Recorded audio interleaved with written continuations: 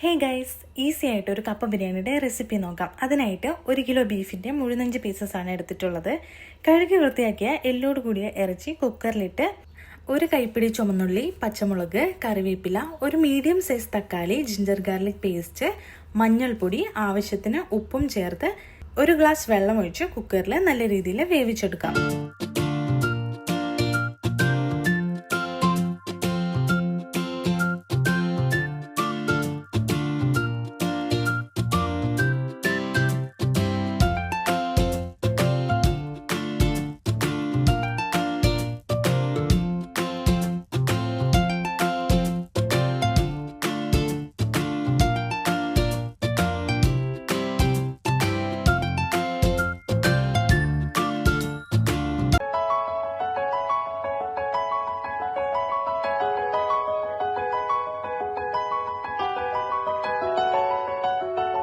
ഒരു kilo ബീഫിന് 2 kilo കപ്പ എടുക്കാം.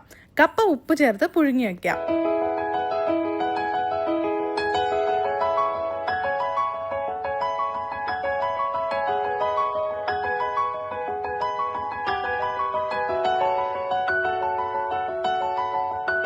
ശേഷം ഒരു പാനിൽ സവാള വഴറ്റി മല്ലിപ്പൊടി, മുളക് പൊടി, ഗരം മസാല എന്നിവ എണ്ണയിൽ കരിഞ്ഞു പോകാതെ വഴറ്റിയെടുക്കാം. വേവിച്ച് വെച്ച് ബീഫ് ചേർത്ത് കറി ഉണ്ടാക്കിയ ശേഷം വേവിച്ച് വെച്ചിരിക്കുന്ന കപ്പ ആഡ് ചെയ്ത് കുഴച്ചെടുക്കാം.